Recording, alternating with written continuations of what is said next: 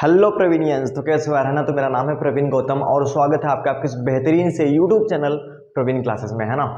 तो वैसे किसी को ऐसा तो नहीं लग रहा है कि सर बहुत ज़्यादा मेहनत करनी पड़ रही है, बहुत ज़्यादा पढ़ना पड़ रहा है, ठीक है। अगर आपको ऐसा लग रहा है तो बिल्कुल सही है ना, कोई दिक्कत वाली बात नहीं, ठीक है। इस समय में क्या है, थोड़ी सी पढ़ लो, है ना, अच्छे नंबर आ जाएंगे, है ना। और ये कब तक करना है? 7 तारीख तक। 7 तारीख तक के बाद तो फिर क्या है, किताब विताब फेंको, है ना, ठीक है, कहीं भी फाड़ के फेंक दो, ठीक है, चूल्हे में जला दो, है ना। एकदम मतलब किताब को एकदम फेंक ही दो, ठीक है। आराम से घूमो टहरो मौज करो, है ना। खैर समझो, तो आज की क्लास में अपन क्या बात करने वाले हैं? आज की क्लास में अपन बात करने वाले हैं हैशटैग इंग्लिश ग्रामर, है ना। देखो, इसके जस्ट पहले मैंने एक वीडियो डाला था, है ना। वो क्या किस पे था? वो था बेसिक इंग्लिश ग्रामर के ऊपर, जिसपे टेंस आर्टिकल वगैरह पूछे जाते थे, ठीक ना। वो था बहुविकल्पी वाला। इसमें आपको लिखने पड़ेंगे, है ना। यानी इसको हम कह सकते हैं एडवांस इंग्लिश ग्रामर। तो इसमें से क्या क्या प्रश्न आने वाले हैं, है ना। 4 मार्च को आपका पेपर है और हैशटैग है ना, जान लगा दो या जाने दो, ठीक है। ये बात बड़ी इंपॉर्टेंट है। तो इसमें से आपके 3 टॉपिक आएंगे और इन तीनों टॉपिक से सिर्फ एक एक प्रश्न आएंगे, है ना। अब चूंकि एक प्रश्न होता है ना, तो अगर उसमें आप थोड़ी एक शब्द भी गलत करोगे ना, तो पूरे के पूरे नंबर काट दिए जाएंगे, है ना। तो इन प्रश्नों को बहुत ध्यान से कर दें। तो पहला प्रश्न आएगा बच्चा नरेशन से, है ना, जो कि 2 नंबर का होगा। वॉइस से, ये भी 2 नंबर का होगा। और पंक्चुएशन से, है ना, ये भी 2 नंबर का होगा। और यकीन मानो ये तीनों टॉपिक बहुत ही आसान है, ठीक है। तो टोटल कितने हो जाते हैं? 6 नंबर हो जाते हैं, ठीक है। अभी इसी वक्त मैं आपको पढ़ा दूंगा और सारी की सारी बातें आपको समझ में आएंगी, ठीक है। कुछ बच्चे ऐसे होंगे जो मेरे से ये बातें पहले पढ़ चुके होंगे, है ना। और कुछ होंगे जिनके लिए ये क्या होगा, नया होगा। तो अगर आपने नहीं पढ़ा है फिर भी आपको आ जाएगा, क्योंकि बहुत आसान है और मैं आपको बहुत आसान तरीके से बताने वाला हूँ, ठीक है बच्चा। और अगर आप पढ़ चुके हैं, है ना, तो आपका रिवीजन हो जाएगा, है ना। आप देख लेना कि आप कहाँ पे गलती कर सकते थे, है ना। यानी कि कहने का मतलब क्या है कि मैं बहुत अच्छे तरीके से बहुत कम समय में इनका रिवीजन करवाने वाला हूँ। तो आज की क्लास में हम क्या करने वाले हैं, इन टॉपिक्स का रिवीजन करने वाले हैं। सभी इसके कॉन्सेप्ट, जितने भी कॉन्सेप्ट हैं, है ना, नरेशन के, वॉइस के, पंक्चुएशन के, उनके हम रिवीजन करने वाले हैं। और मॉडल पेपर के क्वेश्चन 2023 के सभी सेट में पूछे गए क्वेश्चन, 2022 के सभी सेट में पूछे गए क्वेश्चन। कहने का मतलब है कि हम कुछ क्वेश्चंस की प्रैक्टिस भी करने वाले हैं ना। तो क्लास को बिल्कुल भी छोड़ के मत जाना, ये आपके लिए बहुत ही ज़्यादा इंपॉर्टेंट है ना। और बहुत ही मज़ा आने वाला है, ठीक है बच्चा। बात तो 6 नंबर की है ना। इसके बाद क्या है, एक वीडियो में और बनाऊंगा जो क्या होगा, पूरी किताब, है ना, किताब से। ये तो ग्रामर हो गया, एक बेसिक ग्रामर, एक एडवांस ग्रामर, है ना, ग्रामर खत्म, ठीक है। आप दोनों वीडियो को बहुत ध्यान से पूरी की पूरी देख लेना बच्चा, ठीक है ना, टाइम निकाल के। उसके बाद एक किताब के ऊपर मैं वीडियो बना दूंगा, ठीक है ना। किताब के जितने भी एमसीक्यू हैं उस वीडियो को देखने के बाद आपके एक भी गलत नहीं होंगे, ठीक है। खैर बात करते हैं इसकी। तो सबसे पहले हम नरेशन बात करेंगे, फिर वॉइस की बात करेंगे और फिर पंक्चुएशन। और पंक्चुएशन तो हर एक बच्चे को आ जाएगा, ठीक है, ये बहुत आसान है, ठीक है। तो खैर, तो बात करते हैं नरेशन पे, है ना। देखो एक बात समझो पहले, है ना, मैं आपको बहुत डिटेल में नहीं बताऊंगा, है ना, क्योंकि हम रिवीजन कर रहे हैं तो फटाफट से सारी चीज़ें हम देखने वाले, ठीक है। अगर आपको ये छोटी छोटी जो रूल्स हैं, अगर आपको ये समझ में नहीं भी आते हैं ना, कोई चिंता करने की जरूरत नहीं है। जब आपको एग्जाम्पल करवाऊंगा ना, सारी की सारी बातें क्लियर हो जाएंगी, ठीक है। बस आप क्या करो, एकदम थोड़ी सी पेशेंस यानी कि धैर्य बना के इसको देखो, है ना। तो बात करते हैं नरेशन के। देखो, जब भी हम नरेशन की बात करते हैं, नरेशन 2 तरह के होते हैं। एक होता है डायरेक्ट नरेशन, एक होता है इनडायरेक्ट नरेशन। हमको एग्जाम में एक डायरेक्ट नरेशन दिया जाता है और हमसे कहा जाता है कि इसको क्या करो, डायरेक्ट इनडायरेक्ट नरेशन में क्या करो बच्चा, चेंज करो, है ना। और इसके लिए हमें कितने मार्क्स मिलते हैं? 2 मार्क्स मिलते हैं, ठीक है। तो बात करते हैं कि जो डायरेक्ट नरेशन होता है ना, वो दिखता कैसा है, उसकी शक्ल कैसी होती है ना। तो देखो, जो डायरेक्ट नरेशन होता है ना, उसमें क्या होता है कि कॉमा और इन्वर्टेड कॉमा लगा होता है ना। यहाँ पे देखो, ठीक है ना, यहाँ पे क्या है, कॉमा, और यहाँ पे क्या है, इन्वर्टेड कॉमा, है ना। तो जो कॉमा से बाहर होता है, जो कॉमा से बाहर होता है, यानी कि subject plus verb plus object, इसको हम लोग कहते हैं बच्चा रिपोर्टिंग वर्ब। क्या कहते हैं? Reporting verb. कंफ्यूज नहीं होना है कि सर आपने इसमें क्या कचरा कर दिया है, क्या क्या लिखा है, सारी की सारी बातें समझा रहा हूँ, ठीक है। तो जो कॉमा से बाहर होता है ना, यानी ये वाला, है ना, ठीक है, ये कॉमा है और यहाँ पे है डबल इन्वर्टेड कॉमा, ठीक है। तो ये जो बाहर होता है इसको रिपोर्टिंग वर्ब कहते हैं। जो कॉमा के अंदर होता है इसको रिपोर्टेड स्पीच कहते हैं। क्या कहते हैं बच्चा? रिपोर्टेड स्पीच, है ना। तो जो सारा का सारा जो रूल नियम कानून लगेगा ना, वो इसी के ऊपर लगेगा ना। ये बात ध्यान से देखना, ठीक है। अब देखो, ये जो होता है ना, ये एस का मतलब सब्जेक्ट, ये है रिपोर्टिंग वर्ब का सब्जेक्ट। क्या है? ये है रिपोर्टिंग वर्ब का सब्जेक्ट। और ये क्या है? रिपोर्टिंग वर्ब का ऑब्जेक्ट, है ना। अब देखो, जिस भी, है ना, जिस भी सेंटेंस में या कोई भी वाक्य है ना, उसमें अगर मेन वर्ब आ रहा है यानी कि वर्ब आ रहा है तो वह टेंस का होगा, यानी कि यह किसी भी टेंस का हो सकता है। मतलब कि यह प्रेजेंट का भी हो सकता है, यह पास्ट का भी हो सकता है, यह फ्यूचर का भी हो सकता है ना, तीनों में से किसी का भी हो सकता है। देखो इसी तरह ये जो कॉमा के अंदर होता है इसको कहते हैं बच्चा रिपोर्टेड स्पीच। क्या कहते हैं? Reported speech. ये नियम कानून आपसे एग्जाम में नहीं पूछा जाएगा, ठीक है ना। ये मैं आपको इसलिए बता रहा हूँ ताकि जब मैं एग्जाम्पल करवाऊँ तो आपको समझ में आए। इसको कहते हैं इसको कहते हैं रिपोर्टेड स्पीच का सब्जेक्ट, है ना, और ये क्या है? रिपोर्टेड स्पीच का ऑब्जेक्ट हो जाएगा, ठीक है। ये हेल्पिंग वर्ब है, ये मेन वर्ब है, ये क्या है? अदर वर्ड है, ठीक है। और चूंकि इसमें भी मेन वर्ब आ रहा है तो यह भी किसी भी टेंस का हो सकता है ना। अब ध्यान से देखो, यह भी किसी टेंस का हो सकता है, यह भी, है ना, यानी कि यह भी किसी टेंस का हो सकता है। प्रेजेंट का हो सकता है, पास्ट का हो सकता है और फ्यूचर का हो सकता है ना। इसमें प्रेजेंट के कितने प्रकार होते हैं बच्चा? 4 प्रकार होते हैं। पास्ट के भी 4 प्रकार होते हैं, है ना, और फ्यूचर के भी कितने प्रकार होते हैं? 4 प्रकार होते हैं ना।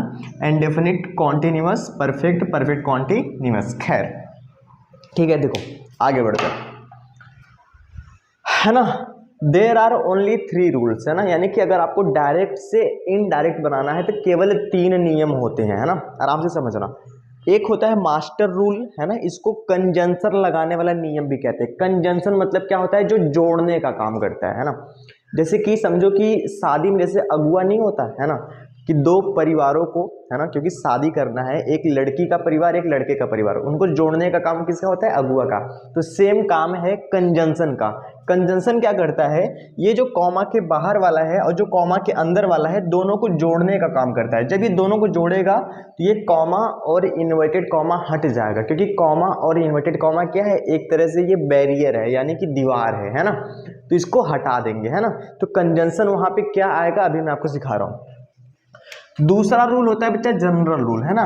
इसमें 3 तरह के रूल होते हैं, मतलब 3 नियम होते हैं, A B C। तो जो पहला होता है उसको कहते हैं चेंज ऑफ पर्सन, दूसरा होता है चेंज ऑफ टेंस, तीसरा होता है चेंज ऑफ अदर वर्ड, है ना। पर्सन का मतलब क्या होता है ना। देखो दुनिया में 3 तरह के पर्सन होते हैं। एक होता है फर्स्ट पर्सन, दूसरा होता है सेकंड पर्सन और तीसरा होता है थर्ड पर्सन, है ना। तो जो फर्स्ट पर्सन होता है वो कहने वाला होता है, जैसे कि आई और वी, है ना। सेकेंड पर्सन में यू आता है और थर्ड पर्सन में कौन कौन आता है? ही हो गया, सी हो गया, इट हो गया, है ना, दे हो गया, या किसी का नाम, ठीक है। ये सभी के सभी थर्ड पर्सन, अभी इस पे हम बात करेंगे ना, ठीक है। तो हम क्या करेंगे ना, इसमें पर्सन में भी चेंज करेंगे। चेंज कैसे करेंगे अभी सिखा रहा हूँ।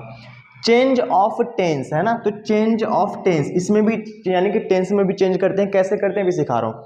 चेंज ऑफ अदर वर्ड, यानी कि कुछ शब्दों को भी क्या करते हैं बच्चा? चेंज करते हैं ना। खैर बातें करते हैं। तो ये जो, यानी कि जो मास्टर रूल है और जो जनरल रूल है ना, यानी इन दोनों अगर हम नियम की बात करें, है ना, इसको ध्यान से समझो। ये 2 सेंटेंस पे लगते हैं, यानी कि असर्टिव सेंटेंस और इंट्रोगेटिव सेंटेंस, है ना, ध्यान से समझना। अगर असर्टिव सेंटेंस होगा तो या तो वो अफर्मेटिव हो सकता है, निगेटिव हो सकता है ना। तो मास्टर रूल की अगर हम बात करें, अगर वह सेंटेंस, देखो सारा का सारा रूल इस पे होगा, अगर यह अफर्मेटिव हो या निगेटिव हो, है ना, तो कॉमा और इन्वर्टेड कॉमा को हटा के यहाँ पे हम दैट लगाएंगे। क्या लगाएंगे बच्चा? यहाँ पे हम दैट लगाएंगे। ये बात आपको ध्यान देना है। अगर वह इंट्रोगेटिव हुआ, क्या हुआ? इंट्रोगेटिव, तो अगर वह हेल्पिंग वर्ब से स्टार्ट हुआ तो इस कॉमा और इन्वर्टेड कॉमा को हटा के यहाँ पे हम लोग इफ लगाएंगे। क्या लगाएंगे बच्चा? इफ लगाएंगे। अगर WH फैमिली से, मतलब what, when, why, where, how से स्टार्ट होगा तो हम लोग उसी WH फैमिली को क्या कर देंगे? उसी WH फैमिली को कंजंक्शन बना देंगे, है ना। ये तो था मास्टर रूल कि कंजंक्शन कैसे कैसे लगता है। अफर्मेटिव और निगेटिव होगा तो दैट, इंट्रोगेटिव में हेल्पिंग वर्ब से स्टार्ट होगा तो इफ, वेदर भी लगाते हैं पर खास करके इफ लगाएंगे। अगर WH फैमिली से स्टार्ट होगा तो उसी को कंजंक्शन बना देंगे। देखो ये जो कंजंक्शन लगाना रूल इसमें भी लागू होता है अगर इंपरेटिव सेंटेंस हो। क्या हो? Imperative sentence. तो इसमें जो कंजंक्शन लगेगा बच्चा वो टू लगेगा, मतलब कि कॉमा और इन्वर्टेड कॉमा को हटा के हम क्या लगाएंगे? टू लगाएंगे।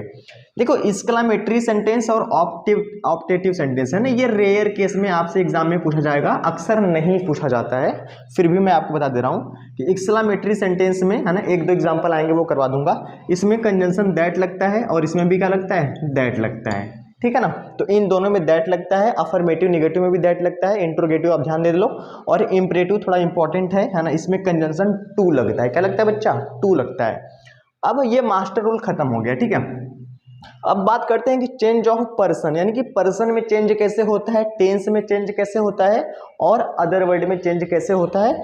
फिर आपको चेंज करके भी क्या करते हैं, दिखाते हैं कुछ एग्जाम्पल की सहायता से, ठीक है बच्चा, ताकि आपको सारी की सारी बातें समझ में आ जाए, है ना। तो चलिए बात करते हैं आगे। अब बात करते हैं चेंज ऑफ पर्सन की, ठीक है। तो देखो सबसे पहले, ठीक है, जो पर्सन होते हैं, पर्सन का मतलब पुरुष, यानी कि दुनिया में 3 तरह के पर्सन होते हैं ना, फर्स्ट पर्सन, सेकंड पर्सन और थर्ड पर्सन, है ना। जो फर्स्ट पर्सन है बच्चा, उसमें आते हैं आई और वी। कौन आता है बच्चा, आई और वी, है ना। तो अब इसमें क्या होता है, subjective case, objective case, possessive case, एक और केस होता है रिफ्लेक्सिव केस, वो इतना इंपॉर्टेंट नहीं है इसलिए उसको मैंने नहीं लिखा, ठीक है ना।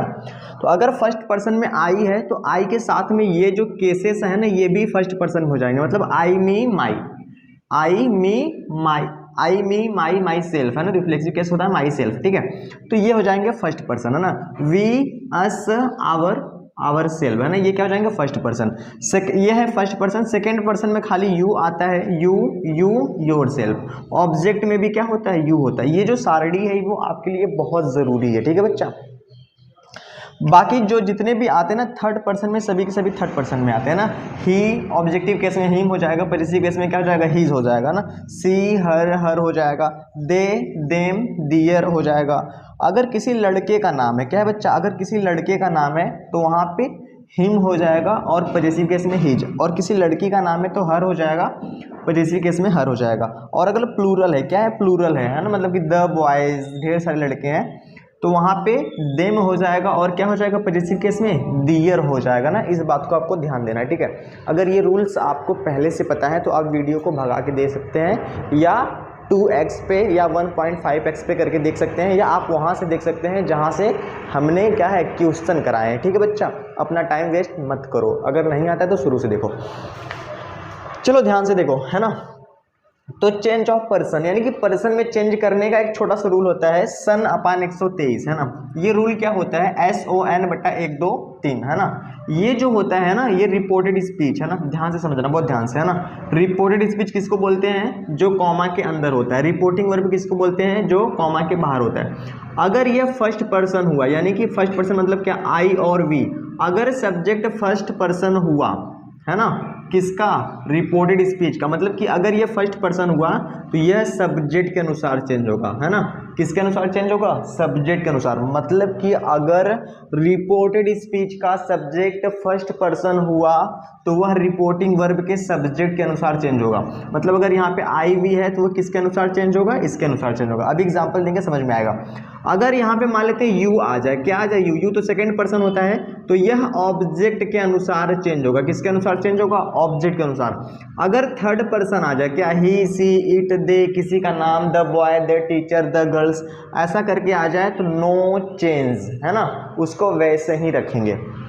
चलिए एग्जाम्पल से समझते हैं। जैसे एग्जाम्पल क्या है, he said to me, comma, inverted comma, I am a doctor, है ना। तो ध्यान से देखो पहले, है ना, इसको कराने से पहले मैं आपको एक छोटी सी बात समझा दूं। देखो ही सेड टू मी आया है ना।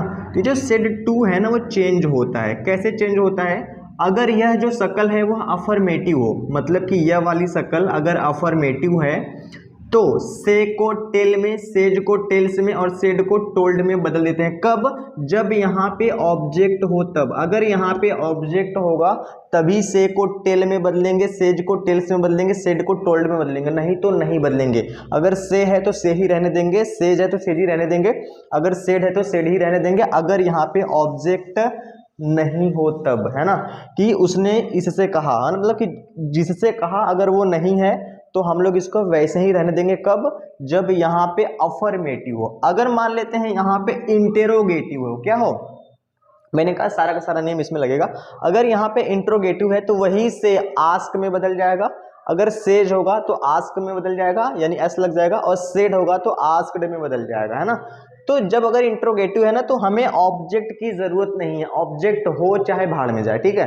अगर इंट्रोगेटिव है तो से आस्क में बदलेगा, सेज आस्क में बदलेगा, और सेड जो है वो आस्क्ड में बदलेगा। एग्जाम्पल से देखते हैं। अब he said to me I am a doctor, बताओ ये कौन सा पर्सन है, फर्स्ट पर्सन है ना। तो फर्स्ट पर्सन किसके अनुसार चेंज होगा, सब्जेक्ट के अनुसार चेंज होगा। तो आप ध्यान से देखो, तो पहले क्या लिखेंगे, ही सेड टू को किस में चेंज करेंगे, टोल्ड में। क्यों? क्योंकि यहाँ पे ऑब्जेक्ट आया है और ये अफर्मेटिव है ना। फिर कॉमा वॉमा हटा के क्या लगा देंगे बच्चा, दैट लगा देंगे। दैट क्यों लगाएंगे? क्योंकि ये अफर्मेटिव सेंटेंस है, ये मास्टर रूल में मैंने बताया, ठीक है ना। अब यहाँ पे आई है, क्या है आई? आई तो कौन सा पर्सन होता है, फर्स्ट पर्सन होता है, तो किसके अनुसार चेंज होगा, ये चेंज होगा सब्जेक्ट के अनुसार। यानी कि जो यहाँ पर है वही उठा के यहाँ पे लिख देंगे, जो यहाँ पे है वही उठा के यहाँ पे लिख देंगे। सिंपल सी बात है। अगर यहाँ पे सी होता तो यहाँ पे उठा के सी लिख देते, यहाँ पे आई होता तो उठा के यहाँ पे आई लिख देते, है ना। लेकिन अगर किसी का नाम हो, जैसे राम हो, तो राम को उठा के यहाँ पे राम नहीं लिखेंगे, है ना, क्योंकि राम एक लड़का है तो यहाँ पे ही लिखेंगे। क्या लिखेंगे? ही। अगर कोई एक लड़की जैसे सीता है, अब यहाँ पे सीता है तो सीता को उठा के यहाँ पे नहीं लिख देंगे, है ना। सीता है लड़की है तो यहाँ पे सी लिख देंगे। अगर मान लेते हैं द बॉयज, ढेर सारे लड़के हैं, तो वहां पे हम दे लिखेंगे। क्या लिखेंगे बच्चा? दे, है ना, यानी कि ढेर सारे, है ना, लड़के तो हैं पर ढेर सारे, तो ही लिखना गलत कहा जाएगा, ऐसे, है ना। और बाकी की जो चीजें, ये एम वाज में कैसे बदला ये टेंस में बताऊंगा, ठीक है। बाकी चीजें सेम रहेंगी, है ना। चलिए अगला देखते हैं। He said comma inverted comma we are jokers, है ना। अब ये कौन सा पर्सन है जी? फर्स्ट पर्सन है। फर्स्ट पर्सन किसके अनुसार बदलेगा? सब्जेक्ट के अनुसार। फर्स्ट पर्सन किसके अनुसार? सब्जेक्ट के अनुसार। सेकेंड पर्सन ऑब्जेक्ट के अनुसार। थर्ड पर्सन नो चेंज, है ना, यही है।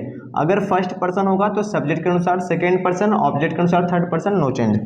अब देखो ये फर्स्ट पर्सन है तो सब्जेक्ट के अनुसार बदलेगा, तो ही यहाँ पे लिख देंगे, है ना, यानी कि ही सेड, तो हमने ही लिखा, फिर क्या लिख दिया? सेड लिख दिया।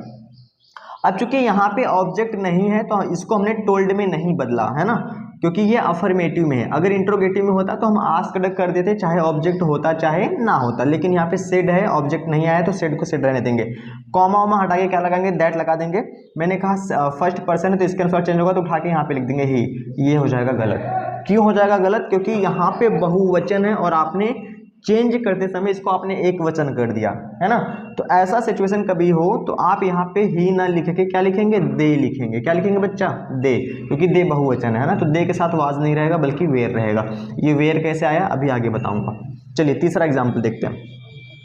ही said you are a teacher, है ना, उसने कहा कि तुम अध्यापक हो, तो क्या लिखेंगे? ही, चूंकि ऑब्जेक्ट नहीं है तो सेड को सेड ही रहने देंगे, दैट लगा देंगे। यू कौन सा पर्सन है? Second person. सेकंड पर्सन किसके अनुसार चेंज होगा? ऑब्जेक्ट के अनुसार। इसमें क्या है? ऑब्जेक्ट ही नहीं है।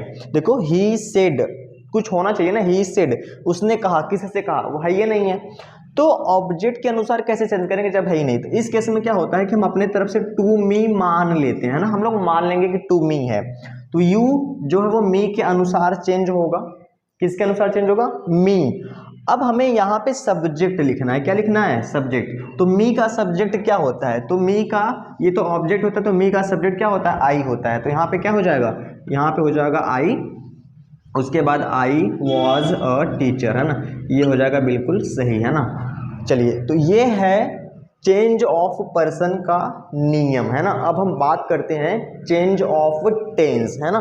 ये बहुत इंपॉर्टेंट मैंने बातें बताई, ठीक है ना। अगर आपको समझ में नहीं आया तो वीडियो को पीछे करो और एक बार दोबारा से देख लो, एकदम क्लियर हो जाएगा, ठीक है।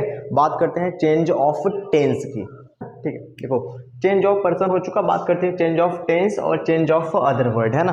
तो ध्यान से बातों को समझना, बहुत ध्यान से, है ना। चेंज ऑफ टेंस में कैसे होता है, जैसे मैं आपको एक छोटी सी बात समझाऊं, बड़ी ध्यान से समझना, ठीक है। अगर ये जो है ना, सब्जेक्ट वर्ब ऑब्जेक्ट, अगर ये पास्ट टेंस में होगा, मतलब कि अगर यहाँ पे सेड आएगा, क्या आएगा? सेड। अगर ये रिपोर्टिंग वर्ब पास्ट टेंस होगा, है ना, तो इसके टेंस में चेंज होगा, है ना। अगर ये पास्ट में होगा तो इसके टेंस में चेंज होगा। कैसे चेंज होगा? अगर पास्ट इंडेफिनिट है तो पास्ट कॉन्टिन्यूअस में हो जाएगा। अगर पास्ट कॉन्टिन्यूअस में है, अगर प्रेजेंट इंडेफिनिट में है तो पास्ट इंडेफिनिट में हो जाएगा। अगर प्रेजेंट कॉन्टिन्यूअस में है तो पास्ट कॉन्टिन्यूअस। अगर प्रेजेंट परफेक्ट है तो पास्ट परफेक्ट, और अगर प्रेजेंट परफेक्ट कॉन्टिन्यूअस है तो पास्ट परफेक्ट कॉन्टिन्यूअस में हो जाएगा, ठीक है ना। इसी तरह अगर पास्ट इंडेफिनिट है तो ऐसा नहीं कि फ्यूचर इंडेफिनिट में चला जाएगा, ठीक है। वह क्या होगा? अगर पास्ट इंडेफिनिट में है तो पास्ट परफेक्ट में चला जाएगा, और अगर पास्ट कॉन्टिन्यूअस है तो पास्ट परफेक्ट कॉन्टिन्यूअस में चला जाएगा। कहने का क्या मतलब है कि पास्ट इंडेफिनिट मतलब कि सेकेंड फॉर्म आएगा तो पास्ट परफेक्ट में चला जाएगा, तो इसमें क्या लग जाएगा? हैड लग जाएगा और साथ में मेन वर्ब की थर्ड फॉर्म लग जाएगी, है ना। अगर पास्ट कॉन्टिन्यूअस है ना, तो ध्यान से समझेंगे, इसमें क्या आएगा वॉज वेयर, इसमें जाके हैज बीन लग जाएगा। क्या लग जाएगा बच्चा? हैज बीन लग जाएगा, है ना। अब चूंकि पास्ट इंडेफिनिट जो है पास्ट परफेक्ट की हेल्पिंग वर्ब ले लिया है और past continuous past perfect continuous की हेल्पिंग वर्ब ले लिया है, इसलिए पास्ट परफेक्ट और पास्ट परफेक्ट कॉन्टिन्यूअस इनका हम लोग नरेशन नहीं बनाते हैं, है ना, एग्जाम में आएगा ही नहीं। फ्यूचर का कोई भी टेंस हो, है ना, सेल का शुड में कर देंगे और विल का वुड में। सब्जेक्ट का ध्यान देना, आई और वी के साथ शुड या सेल लगेगा, बाकी सबके साथ क्या लगेगा? वुड लगेगा। अगर कहीं पे आपको कैन दिख जाए, है ना, तो कुड में चेंज कर देंगे, मे दिख जाए तो माइट में चेंज कर देंगे, इज एम आर दिख जाए तो वॉज वेयर में चेंज कर देंगे, है ना। ये बात मैंने आपको बताई। लेकिन अगर ये जो है रिपोर्टिंग वर्ब, अगर ये प्रेजेंट में हो या फ्यूचर में, कहने का मतलब अगर यहाँ पे से आ जाए या सेज आ जाए या विल से आ जाए, है ना, तो ध्यान रखना इसके टेंस में चेंज नहीं होगा, मतलब इसके टेंस में चेंज नहीं करेंगे, है ना। खास करके ये एग्जाम में नहीं आता है, यही आता है हमेशा, यहाँ पे सेड ही होता है। तो फिर भी आप इसको देख लो, क्या पता नसीब खराब हो, है ना। तो मैंने क्या कहा, अगर ये प्रेजेंट या फ्यूचर में होगा तो इसके टेंस में, सिर्फ इसके टेंस में चेंज नहीं होगा, बाकी चीजों में चेंज होगा। जैसे कि ही सेज, वह कहता है I am an intelligent boy, है ना, कि मैं एक बुद्धिमान लड़का हूं, तो क्या लिखेंगे? ही सेज, है ना, यहाँ पे सेज रहेगा। ही सेज दैट, है ना, दैट लगा दिया, फर्स्ट पर्सन था तो इसके अनुसार चेंज हो गया तो ही हो गया। अब देखो यहाँ पे इज एम आर मैंने क्या बताया था, कहाँ गया, है ना, कि अगर इज एम आर आ जाए, है ना, इज एम आर आ जाए किस में चेंज होगा? वॉज वेयर में। पर देखो यहाँ पे मैंने वॉज वेयर नहीं लगाया, क्यों? क्योंकि यह किस में था? प्रेजेंट में था, प्रेजेंट का था बच्चा, प्रेजेंट का इंडेफिनिट था, है ना, तो प्रेजेंट का कोई सा भी, है ना। अब ध्यान से समझना, अब अपने चूंकि आई के साथ एम लगता है तो इसलिए ही के साथ क्या लग जाएगा? इज लग जाएगा ना, ऐसे। अब देखो ही विल से, ये फ्यूचर का है ना, तब भी इसके टेंस में चेंज नहीं करेंगे। ही विल से वह कहेगा आई एम नॉट ए थिप, कि मैं एक चोर नहीं हूं, तो ही विल से दैट लगा देंगे, है ना, आई को चेंज करेंगे तो ही हो जाएगा। अब देखो यहाँ पे एम है तो मैंने इसको वाज में चेंज नहीं करा, मैंने इज रहने दिया, तो आई के साथ एम, ही के साथ इज, है ना। अगर यह, है ना, प्रेजेंट या फ्यूचर में होगा तो नहीं चेंज होगा, लेकिन अगर पास्ट में होगा तो चेंज होगा, तो खास करके पास्ट वाला ही आता है। बात करते हैं सी वाला, चेंज ऑफ अदर वर्ड, है ना, कुछ शब्दों को भी चेंज करते हैं, है ना। उसके बाद ये जो जनरल रूल है वो पूरी तरह से खत्म हो जाएगा, A B C. Change of other word, कहीं आपको दिस दिख जाए तो दैट में चेंज कर देंगे, है ना। ये सारी की सारी बातें कहाँ पे हो रही है? ये सारी की सारी बातें हो रही हैं, है ना, रिपोर्टिंग वर्ब पे। सारे के सारे जो नियम कानून लगेंगे वो रिपोर्टेड स्पीच पे लगेंगे, है ना। दिस आए तो दैट कर देंगे, दीज आए तो दोज कर देंगे, नाउ आएगा तो देन कर देंगे, हेयर आएगा देयर कर देंगे, टुडे आएगा तो दैट डे कर देंगे, टू नाइट होगा तो दैट नाइट कर देंगे, यस्टरडे होगा द प्रीवियस डे कर देंगे, टुमारो होगा द नेक्स्ट डे या द फॉलोइंग डे कर देंगे, last day night week year कुछ भी हो तो the previous day night week month year ऐसे कर देंगे, नेक्स्ट डे नाइट वीक हो तो हम the following day night week कर देंगे, है ना। ये चीज़ें हम क्या करेंगे बच्चा? चेंज कर देंगे अदर वर्ड में, है ना। ये सब बातें मैं आपको बता चुका हूँ, ठीक है। ये थे सारे के सारे नियम, है ना। तो जनरल रूल खत्म हो गया, मास्टर रूल खत्म हो गया, अब एक स्पेशल रूल बचा है, उसको पढ़ेंगे, है ना, कुछ टाइम के बाद। लेकिन अभी फिलहाल हम लोग करने वाले हैं कुछ क्वेश्चंस, है ना। चलिए बात करते हैं कुछ क्वेश्चन पे। ओके जी, ओके। सामने यहाँ पे 5 प्रश्न लिखे गए हैं जो कि बहुत ही ज़्यादा इंपॉर्टेंट है ना। बात करते हैं सबसे पहला, इसमें क्या लिखा गया है कि he said I shall do my best tomorrow, है ना। तो चलिए इसको चेंज करते हैं ना। तो ध्यान से देखो, है ना, सबसे पहले क्या लिखेंगे बच्चा? ही, है ना, ये क्या हो जाएगा? सेड। सेड को सेड ही में ही रहने देंगे, क्यों? क्योंकि यहाँ पे ऑब्जेक्ट नहीं है और ये अफर्मेटिव है ना। कॉमा, इन्वर्टेड कॉमा हटा के क्या लगा देंगे? यहाँ पे दैट लगा देंगे, है ना। जब आप इसको चेंज करेंगे ना तो आप यहाँ पे हेडिंग डाल देना इनडायरेक्ट नरेशन, है ना, काली पेन से, ताकि देखने में अच्छा लगे, है ना। और सबसे इंपॉर्टेंट बात ये है ना, कि आपके पास पन्ने ढेर सारे रहेंगे तो आप दूर दूर एकदम साफ साफ एकदम अच्छे से लिखना, ठीक है ना। ही सेड दैट, अब ये फर्स्ट पर्सन है, आई किसके अनुसार बदलेगा? इसके अनुसार, तो क्या हो जाएगा? ही। सेल किस में चेंज होगा? सेल जो चेंज होगा वो बच्चा शुड में चेंज होगा। लेकिन ध्यान से देखो, यहाँ पे ही है तो ही के साथ हम क्या लगा देंगे? वुड लगाएंगे, शुड नहीं लगाएंगे, है ना। यही मैंने कहा था कि यहाँ पे ध्यान देना पड़ेगा। उसके बाद डू है। अब यहाँ पे माई, माई कौन सा पर्सन है ना, तो देखते हैं। माई जो है वो फर्स्ट पर्सन है ना, आई में माई। अब देखो ध्यान से, माई कौन सा केस है? Possessive case. तो जो फर्स्ट पर्सन होता है वो किसके अनुसार चेंज होता है? सब्जेक्ट के अनुसार। तो ही है तो ही का पजेसिव केस क्या हो जाएगा? हिज हो जाएगा।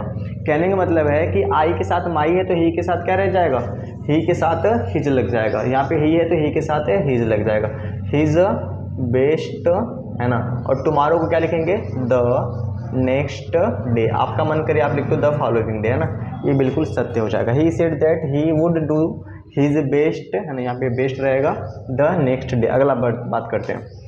She said to me I am going to see your sick mother just now. देखते हैं कैसे चेंज होगा। सबसे पहले क्या लिखेंगे, सी। ये अफर्मेटिव सेंटेंस है तो इसको किस में बदलेंगे, टोल्ड में, है ना। सी टोल्ड मी, है ना, इस पूरे को चेंज करें, सी टोल्ड मी, फिर क्या लगा देंगे, कॉमा वॉमा हटा के दैट लगा देंगे। फर्स्ट पर्सन है इसके अनुसार चेंज होगा, इसको उठा के यहाँ पे लिख देंगे सी, ठीक है ना। अब ये एम आया है, एम किस में आता है, प्रेजेंट कॉन्टिन्यूअस में, तो ये जाएगा पास्ट कॉन्टिन्यूअस में, तो क्या हो जाएगा, सी वॉज।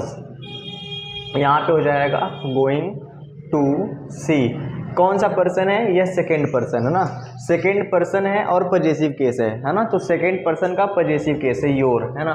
तो जब ये सेकेंड पर्सन है तो सेकेंड पर्सन किसके अनुसार चेंज होगा, ऑब्जेक्ट के अनुसार, है ना। देखो फर्स्ट पर्सन सब्जेक्ट के अनुसार, सेकेंड पर्सन ऑब्जेक्ट के अनुसार। मैंने कहा था ना इनके साथ में, यानी आई मी माई ये सभी के सभी फर्स्ट पर्सन है, वी अस आवर ये सभी के सभी फर्स्ट पर्सन है, यू यू योर ये सभी के सभी सेकेंड पर्सन है। तो योर सेकेंड पर्सन है तो सेकेंड पर्सन ऑब्जेक्ट के अनुसार, यानी कि जो योर है वो किसके अनुसार चेंज होगा, ऑब्जेक्ट। ऑब्जेक्ट में कौन है, मी है, क्या है बच्चा, मी। अब योर पजेसिव केस है तो यहाँ पर भी पजेसिव केस लगेगा, तो अब पजेसिव केस किसका लगेगा, मी का, तो मी का पजेसिव केस क्या हो जाएगा, माई हो जाएगा, है ना। चलिए तो यहाँ पे हो जाएगा माई, है ना, और फिर क्या हो जाएगा, माई सीक मदर, है ना, सीक मदर, और हो जाएगा जस्ट नाउ को किस में चेंज करेंगे, देन में, है ना, ठीक है। ये छोटी है, उसके बाद हम कॉमा वामा कुछ भी नहीं लगाएंगे, ठीक है। ये बात आप ध्यान देना, है ना, ठीक है। अगर पजेसिव केस है तो पजेसिव केस ही लगेगा, तो ये मी का पजेसिव केस क्या होता है, माई होता है। चलिए आगे बढ़ते हैं। The teacher said to me your duty is to take care of your parents, है ना। मेरे टीचर ने मुझसे क्या कहा कि तुम्हारा जो कर्तव्य है वो है अपने माता पिता का देखभाल करना। तो कैसे करेंगे, तो सबसे पहले लिखेंगे द टीचर, है ना, चूंकि ये क्या है अफर्मेटिव में है तो इसको टोल्ड में बदलेंगे, टोल्ड मी दैट। अभी योर आया है, क्या है, योर, योर सेकेंड पर्सन है तो इसके अनुसार बदलेगा, है ना। और योर क्या है, पजेसिव केस है, तो मी का पजेसिव केस क्या होता है, माई होता है ना, मी का पजेसिव केस क्या होता है, माई होता है। तो क्या हो जाएगा, माई ड्यूटी। इज आया है ना, तो जब भी इज एम आ रहा है तो वाज वेयर में चेंज करते, तो my duty was to take care of. Your आया है ना, दोबारा से योर आया है, दोबारा से क्या हो जाएगा, माई पेरेंट्स, है ना, ऐसे करके ये सही हो जाएगा।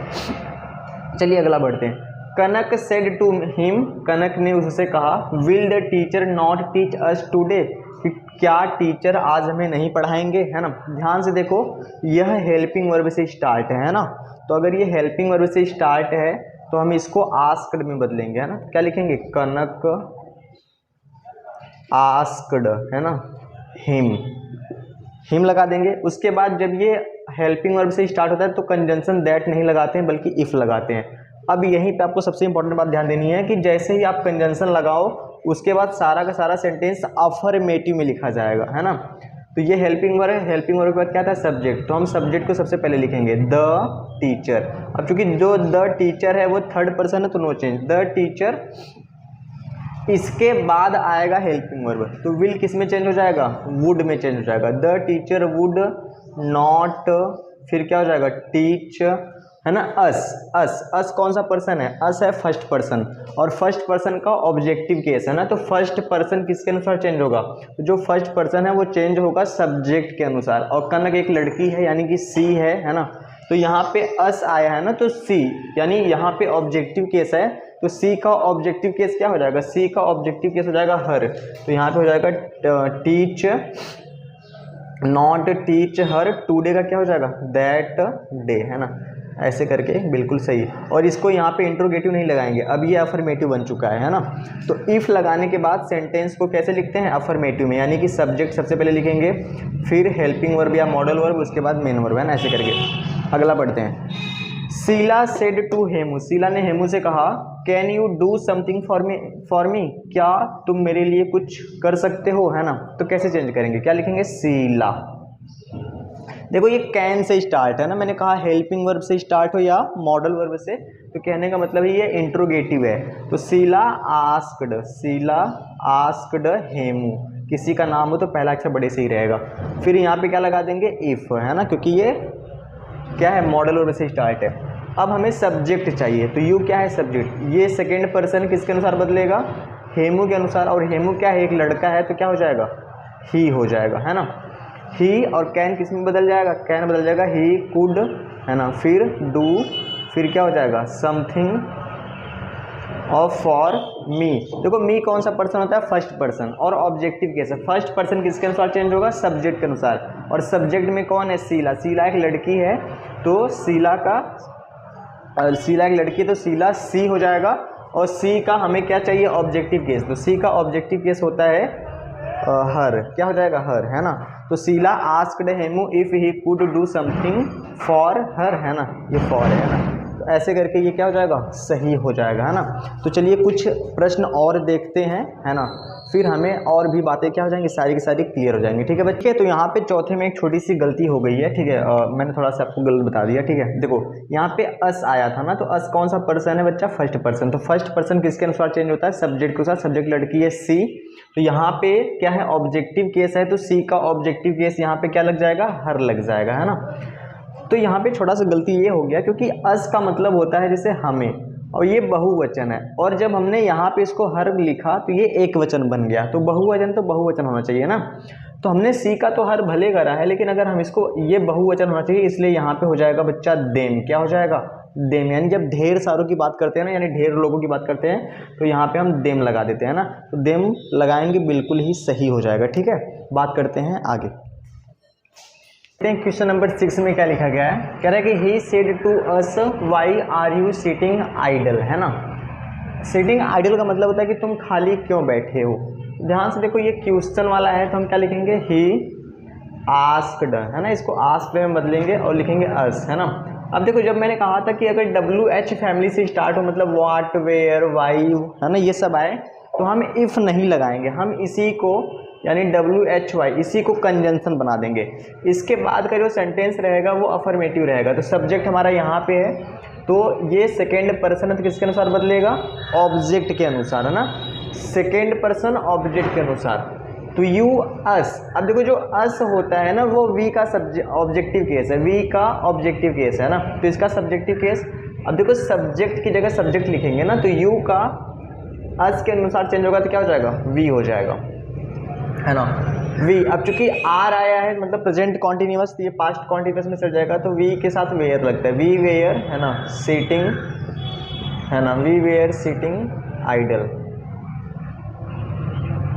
ये हो जाएगा आपका बिल्कुल ही करेक्ट, है ना। बात करते हैं 7वां, the teacher said to the student, है ना, यहाँ पे भी वाई आया है, तो क्या लिखेंगे, द टीचर आस्क्ड, है ना, the student, asked the student, फिर इसी को क्या बना देंगे, कंजंक्शन। उसके बाद हमें सब्जेक्ट चाहिए, यू कौन सा पर्सन है बच्चा, सेकेंड पर्सन, तो सेकेंड पर्सन किसके अनुसार चेंज होगा, ऑब्जेक्ट के अनुसार। कैसे पहचानोगे ऑब्जेक्ट कौन है, सेड टू के बाद जो आएगा वो है ऑब्जेक्ट, सेड टू के बाद जो आएगा वो है ऑब्जेक्ट। यहाँ पे द स्टूडेंट्स, ढेर सारे लोग हैं ना, तो जब ढेर सारे लोग होते हैं तो इस यहाँ पे हम लिख देंगे दे। क्या लिख देंगे बच्चा, दे लिखने के बाद आर आया है, हमें हेल्पिंग वर्ब चाहिए, सब्जेक्ट हो गया है, हेल्पिंग वर्ब चाहिए, तो ये क्या है, प्रेजेंट कॉन्टिन्यूअस, तो पास्ट में जाएगा, तो क्या हो जाएगा, दे वेयर, है ना।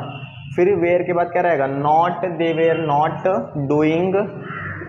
डूइंग, अब योर आया है ना, योर सेकेंड पर्सन है, तो अब चूंकि योर क्या है, सेकेंड पर्सन का पजेसिव केस है, सेकेंड पर्सन किसके अनुसार चेंज होगा, ऑब्जेक्ट के अनुसार, और ऑब्जेक्ट के अनुसार चेंज होगा, तो दे आया था, और दे का पजेसिव केस, तो दे का जो पजेसिव केस है वो क्या हो जाएगा, दे का जो पजेसिव केस है वो दियर हो जाएगा, तो यहाँ पे हो जाएगा दियर और होमवर्क, है ना। ये बहुत मोस्ट इंपॉर्टेंट है ना, इसको ध्यान से देखना, ठीक है। अगला है my friend said to me love is blind. देखो मैंने आपको पढ़ाया था कि जब कोई कहावत हो, मुहावरा हो, कोई बात सदा सत्य हो कि जो पृथ्वी है उस सूर्य के चारों तरफ चक्कर लगाती है, इस केसेस में क्या होता है, हम टेंस में कोई भी परिवर्तन नहीं करते हैं, सिर्फ दैट लगा देते हैं ना। My friend said to me है ना, यहाँ पे क्या लगा देंगे, दैट लव इज़ ब्लाइंड, सत्य हो जाएगा। द स्पीकर सेड, यानी कि जो वक्ता है, यानी कि जो बोलने वाला है, उन्होंने क्या कहा कि फॉरेस्ट यानी कि जो जंगल है प्रिवेंट, बचाते हैं सॉइल इरोजन, इसका मतलब होता है मृदा अपरदन को, यानी भूमि के कटाव को बचाते हैं। इसमें भी सीधा क्या लग जाएगा, दैट। तो जो बात सत्य है ना, सदा सत्य है ना, जैसे 2 और 2 मिलके 4 होते हैं ना, तो जो बात सदा सत्य है वहाँ पे सिर्फ दैट लगा देते हैं। अगला पढ़ते हैं, the teacher said to the student is this the method to solve this sum. तो इज से स्टार्ट हुआ हेल्पिंग वर्ब से है ना, तो हम क्या लिखेंगे, आस्क्ड है ना। द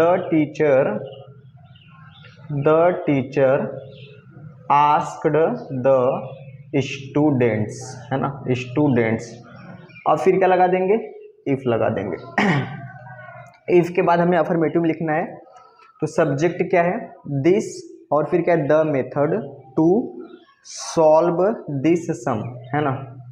अब देखो यहाँ पे दिस आया है ना, कभी भी दिस आया है, ये है दिस है ना, तो ये है सब्जेक्ट, दिस द मेथड, यह तरीका है सॉल्व, यानी ये जो दिस है ना यही सब्जेक्ट है। और मैंने कहा था दिस को किस में चेंज कर देंगे, दैट में। इफ तो ये हो जाएगा दैट में चेंज, और चूंकि इज एम आ रहा है तो किस में चेंज हो जाएगा, वॉज में। दैट वॉज, फिर क्या लिखेंगे, दैट वॉज द मेथड। देखो ये मेथड जो है ना वो एक तरह से मेन वर्ब है, और दूसरी मेन वर्ब कौन सी है, सॉल्व।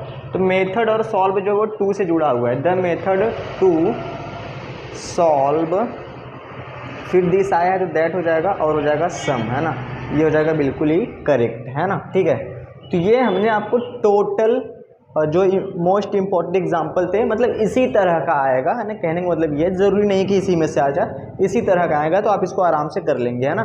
बात करते हैं थोड़ी सी स्पेशल रूल पे। ओके ठीक है, तो बात करते हैं हैशटैग स्पेशल रूल है ना। हमने पहले 2 रूल में असर्टिव सेंटेंस और इंट्रोगेटिव सेंटेंस को देखा, उसके नियम कानून को देखा, और हमने कुछ क्वेश्चंस भी करे है ना। अब हम बात करते हैं हैशटैग स्पेशल रूल। इसमें हम 3 तरह के सेंटेंस को देखेंगे है ना। एक है इम्परेटिव सेंटेंस जो कि बहुत ज़्यादा इंपॉर्टेंट है। एक्सक्लामेटरी और ऑप्टेटिव सेंटेंस के डायरेक्ट नरेशन बहुत कम एग्जाम में आते हैं ना, तो ये रेयर केस में आता है, पर इसके 1-2 एग्जाम्पल हम लोग देख लेंगे है ना। चलिए, तो सबसे पहले जानते हैं कि इम्परेटिव सेंटेंस में जो कंजंक्शन लगता है बच्चा वो टू लगता है, मतलब कॉमा और इन्वर्टेड कॉमा को हटा के टू लगाएंगे है ना। सेड को किस में बदलेंगे, यानी कि जो सेड टू है उसको किस में चेंज करेंगे, अकॉर्डिंग टू सिचुएशन। अगर किसी को आज्ञा दिया जा रहा है तो हम ऑर्डर में चेंज करेंगे। अगर किसी को किसी से विनती प्रार्थना, जैसे उसमें प्लीज़ आया है या काइंडली आया है, तो उसको हम लोग रिक्वेस्टेड में चेंज करेंगे। अगर कोई सलाह दी जा रही है तो हम एडवाइस में चेंज करेंगे है ना। तो चलिए प्रश्न के माध्यम से इसको समझते हैं। देखो पहला क्या है, the boy said to the teacher, यानी कि बच्चे ने टीचर से कहा please give me 1 day's leave, कृपया मुझे 1 दिन की छुट्टी दे है ना। उसने रिक्वेस्ट करी ना, तो हम इसको क्या लिखेंगे, द बॉय। जहाँ पे सेड टू है वहाँ पे हो जाएगा रिक्वेस्टेड, क्या हो जाएगा बच्चा, रिक्वेस्टेड हो जाएगा है ना। तो रिक्वेस्टेड द टीचर है ना, रिक्वेस्टेड द टीचर। प्लीज नहीं लगाएंगे है ना, कंजंक्शन क्या हटा के, मतलब कि ये हटा के क्या लगा देंगे, टू। प्लीज नहीं लगाएंगे, ठीक है। टू गिव, अब देखो मी कौन सा पर्सन है, फर्स्ट पर्सन, जो पहले के नियम है वो तो लगभग करेंगे। ये कौन सा पर्सन है, फर्स्ट पर्सन है ना। तो अगर ये फर्स्ट पर्सन है तो किसके अनुसार चेंज होगा, सब्जेक्ट के अनुसार। तो द बॉय है ना, तो द बॉय यहाँ पे क्या है, लड़का है, ठीक है। अब ये लड़का है ना, और लड़का हमें क्या चाहिए यहाँ पे, ऑब्जेक्टिव केस है ना, क्योंकि मी ऑब्जेक्टिव केस है, तो द यानी लड़का का ऑब्जेक्टिव केस क्या हो जाएगा, ही, और ही का क्या हो जाएगा, हिम हो जाएगा। तो टू गिव हिम 1 है ना डेज लीव, ऐसे करके आपका सही हो जाएगा, ठीक है। बात करते हैं आगे। Mohan said to Seema please help me, तो क्या हो जाएगा, मोहन है ना रिक्वेस्टेड, मोहन रिक्वेस्टेड सीमा। इसको हटा के क्या लगाएंगे, टू लगाएंगे, इसको गोली मार देंगे है ना। फिर क्या लिखेंगे, हेल्प मी, कौन सा पर्सन है, फर्स्ट पर्सन सब्जेक्ट के अनुसार। यहाँ पे लड़का है मोहन, तो मोहन का ही होगा, ही का ऑब्जेक्टिव केस क्या हो जाएगा, हिम हो जाएगा, क्योंकि यहाँ पे आई का मी है ना, तो ही का हिम यहाँ पे लगेगा। यही बात मैं आपको कब से समझा रहा हूँ, ठीक है। चलिए आगे बढ़ते हैं। The teacher said to the boys work hard to pass the examination. देखो आप कैसे पहचानोगे कि वो इम्परेटिव सेंटेंस है। इम्परेटिव सेंटेंस हमेशा मेन वर्ब की फर्स्ट फॉर्म से स्टार्ट होता है, मतलब सब्जेक्ट से स्टार्ट नहीं होता है ना। तो करते हैं, है ना। तो टीचर ने क्या कहा बच्चे से कि वर्क हार्ड, कठिन परिश्रम करो, पास द एग्जामिनेशन, यानी कि परीक्षा को पास करने के लिए कठिन मेहनत करो। तो ये एडवाइस है, क्या है बच्चा, एडवाइस है। तो क्या लिखेंगे, the teacher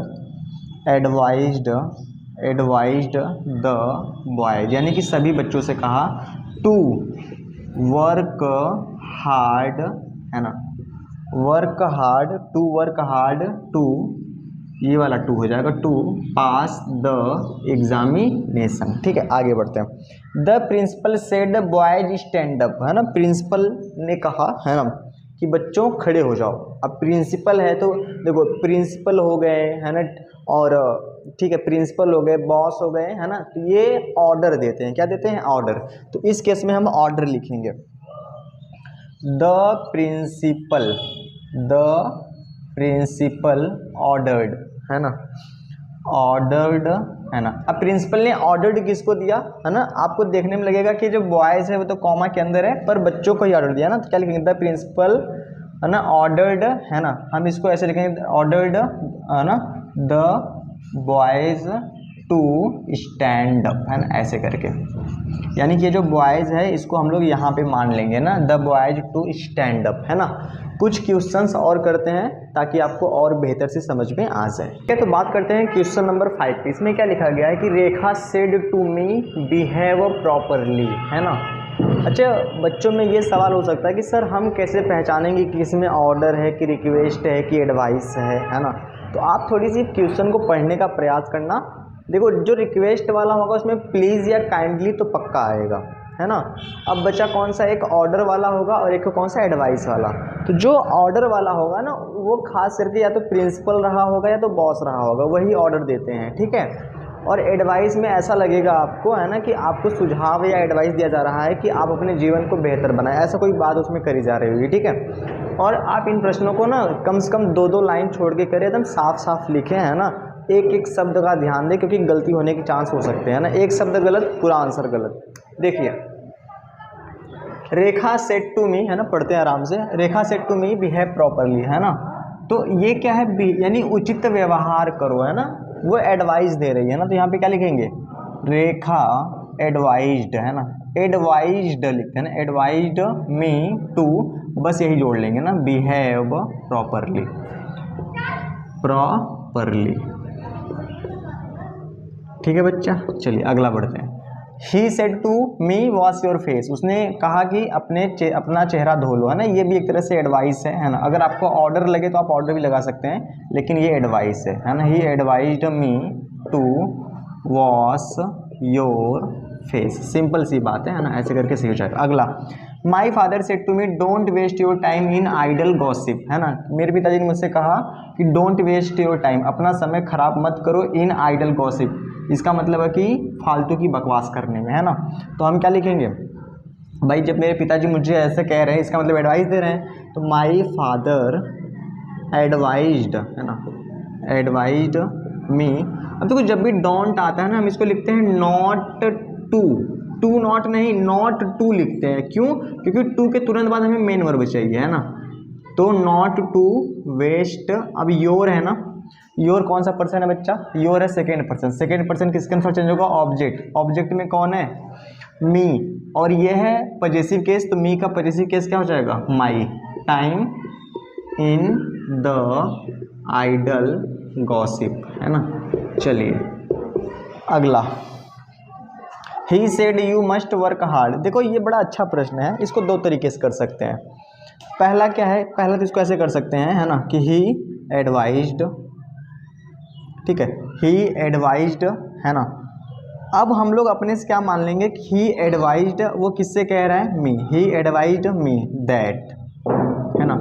you second person है तो हमने चूंकि मी अपने से माना है तो मी के हिसाब से क्या हो जाएगा, आई, और फिर मस्ट का मस्ट रहेगा, वर्क का वर्क रहेगा, और हार्ड का हार्ड रहेगा, टू पास। ऐसे करेंगे तब भी सही है, या आप इतना हटा दो, है ना। आप क्या लिखो, ही एडवाइज्ड, है ना, टू वर्क हार्ड टू पास। आपको जो अच्छा लगे आप जैसे भी चाहें वैसे भी कर सकते हैं ना।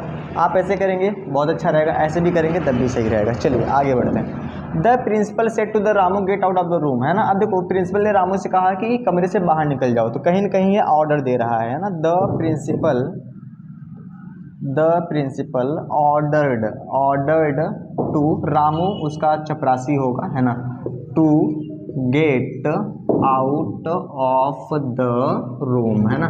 ऐसे कर देंगे बिल्कुल ही सत्य हो जाएगा। बात करते हैं आगे।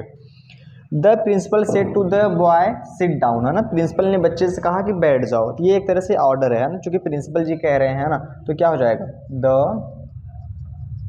Principal ordered the boy to sit down, है ना। चलिए अगला बढ़ते हैं। Mohan said to Meera please help me in solving these question of mathematics. Please आया यानी रिक्वेस्ट, तो क्या हो जाएगा, मोहन रिक्वेस्टेड मीरा टू, इसको काट के हटा देंगे, मीरा हेल्प। अब देखो मी है ना, मी कौन सा पर्सन है, फर्स्ट पर्सन सब्जेक्ट के अनुसार। यहाँ पे मोहन है, यहाँ पे ऑब्जेक्टिव केस है, क्या है, ऑब्जेक्टिव केस है, तो मोहन ही हो जाएगा सब्जेक्टिव केस, इसका हिम लग जाएगा।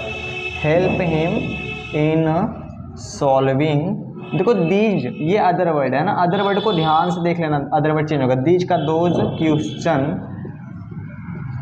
ऑफ मैथमेटिक्स, है ना, तो ये हो जाएगा आपका बिल्कुल ही सही हो जाएगा, ठीक है ना।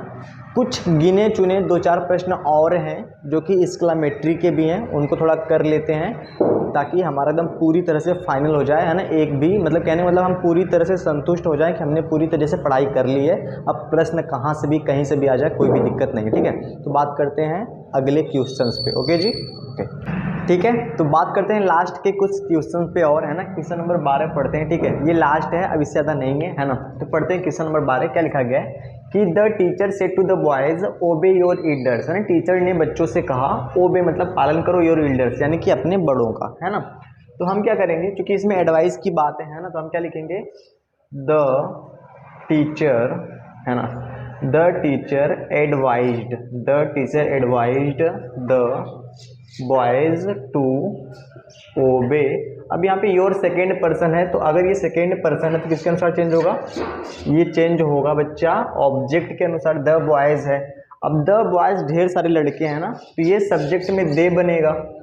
और चूंकि यहाँ पे क्या पजेसिव केस है, तो दे का पजेसिव केस होता है दियर, है ना, तो यहाँ पे हो जाएगा बच्चा दियर, है ना। ये बातें आपको बहुत ध्यान देनी है, खास करके पर्सन चेंज कैसे हो रहा है ये आपको ध्यान देना है। Elders, she said to him let us play now, ये इंपॉर्टेंट है, थोड़ा ध्यान देना, है ना।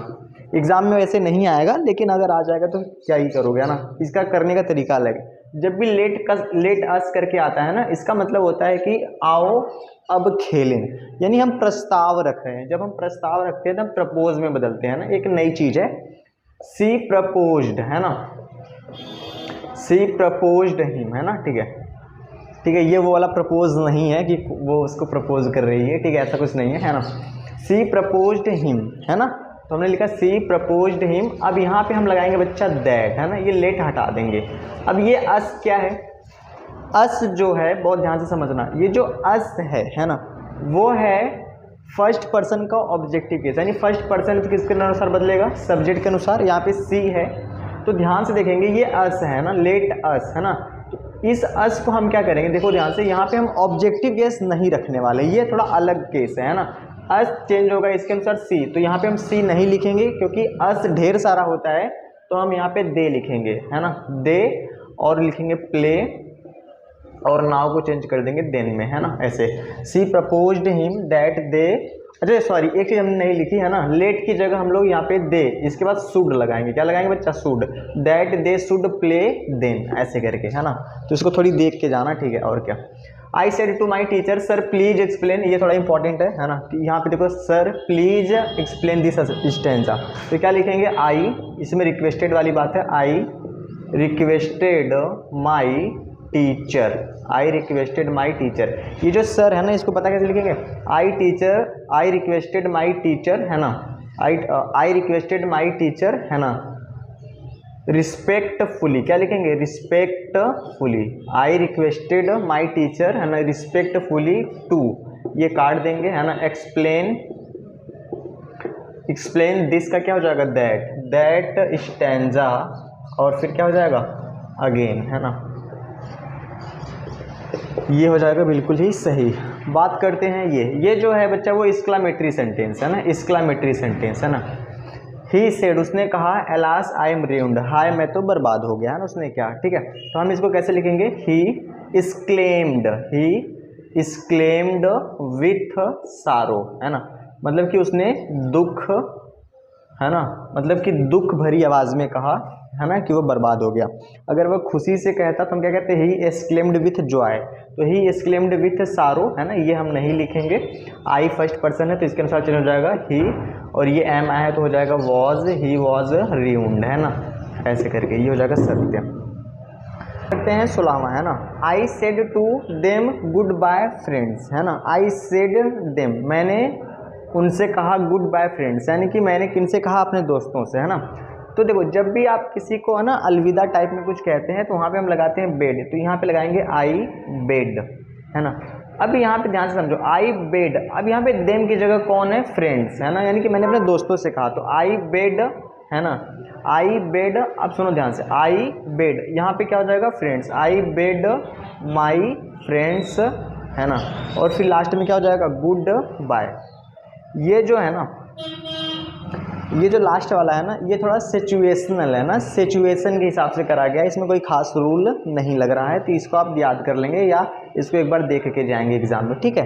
तो चलिए है ना, ये हो गया नरेशन का द एंड है ना, और ठीक है नरेशन ही था कि जो इतना बड़ा था, बाकी वॉइस देखना बहुत छोटा से है, और पंक्चुएशन तो सबसे छोटा से है ना, ठीक है। तो एक वॉइस भी देख लेते हैं थोड़ा सा, और फिर क्या देख लेते हैं, और फिर देख लेते हैं पंक्चुएशन, ठीक है बच्चा।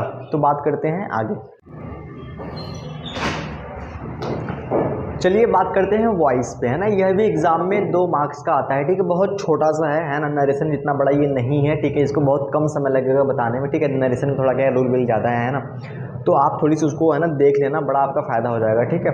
बात करते हैं वॉइस की। देखो जैसे नरेशन 2 तरह का होता है, वैसे वॉइस भी 2 तरह का होता है। हमें एग्जाम में एक्टिव वॉइस से क्या बनाना होता है, पेसिव वॉइस है ना, और ये भी कितने मार्क्स का आता है बच्चा, ये भी 2 मार्क्स का आता है ना। इसके बड़े सिंपल से रूल होते हैं, subject, helping verb, main verb, object, other word. ये क्या होता है, किसी भी सेंटेंस का स्ट्रक्चर होता है जिसमें हम क्या करते हैं कि ऑब्जेक्ट को बना देते हैं सब्जेक्ट, और सब्जेक्ट को क्या बना देते हैं, ऑब्जेक्ट, और ऑब्जेक्ट से पहले बाई लगाते हैं, ठीक है ना।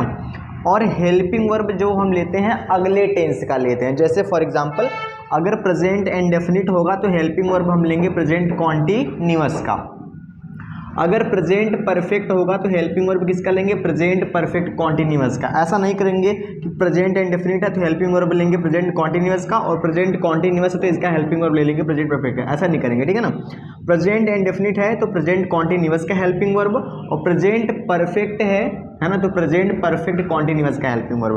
पास्ट इंडेफिनिट है तो पास्ट कॉन्टिन्यूअस का हेल्पिंग वर्ब, और पास्ट परफेक्ट है तो पास्ट परफेक्ट कॉन्टिन्यूअस का हेल्पिंग वर्ब। उसी तरह अगर फ्यूचर इंडेफिनिट है तो फ्यूचर कॉन्टिन्यूअस का हेल्पिंग वर्ब, और फ्यूचर परफेक्ट है तो फ्यूचर परफेक्ट कॉन्टिन्यूअस का हेल्पिंग वर्ब।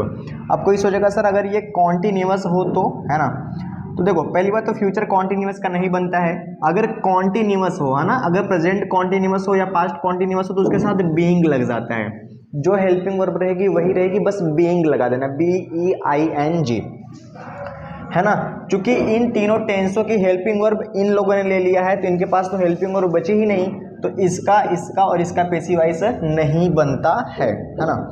लेकिन देखो नरेशन में क्या होता है, अगर प्रेजेंट इंडेफिनिट है तो सीधा पास्ट में जाता है, पर इसमें ऐसा नहीं है।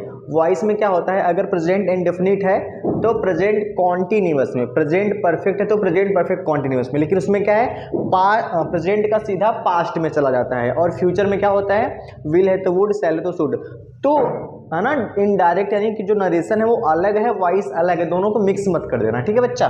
देखो बात करते हैं आगे, अब इसके क्वेश्चंस की बात करते हैं जिसमें कुछ खास है नहीं, है ना।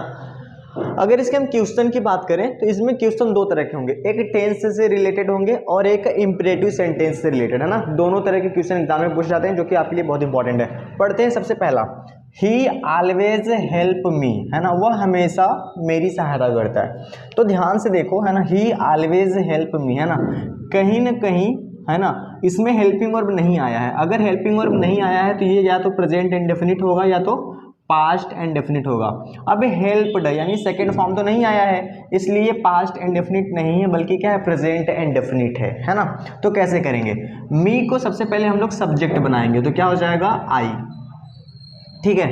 अब चूंकि ये प्रेजेंट इंडेफिनिट है तो ये किस में चेंज होगा, प्रेजेंट कॉन्टिन्यूअस में, और आई के साथ क्या लगता है, एम, आई एम, है ना। अब देखो ध्यान से, है ना, ये जो ऑलवेज है ना वो हमेशा यानी कि सब्जेक्ट होगा, हेल्पिंग वर्ब होगा, उसके बाद क्या आएगा, मेन वर्ब आएगा। लेकिन हेल्प जो है, हेल्प से पहले ऑलवेज आया है, तो यहाँ पर भी हेल्प से पहले ऑलवेज आएगा, आई एम ऑलवेज, है ना, हेल्प्ड बाई हिम, इसका ये हो जाएगा, ठीक है बच्चा। चलिए आगे बढ़ते हैं। People always admire the freedom fighters, यानी कि जो लोग हैं वह हमेशा, है ना, प्रशंसा करते हैं फ्रीडम फाइटर्स यानी स्वतंत्रता सेनानियों का, है ना। तो कैसे करेंगे, तो अब देखो ध्यान से, ये है सब्जेक्ट, है ना, और ये है मेन वर्ब, ठीक है। अब मेन वर्ब के तुरंत बाद आता है बच्चा, है ना, आपका ऑब्जेक्ट, तो ये पूरा का पूरा ऑब्जेक्ट है, तो क्या हो जाएगा, the freedom fighters, the freedom fighters, है ना, द फ्रीडम फाइटर्स। अब चूंकि ये कौन सा टेंस है, एडमायर आया है, एडमायर।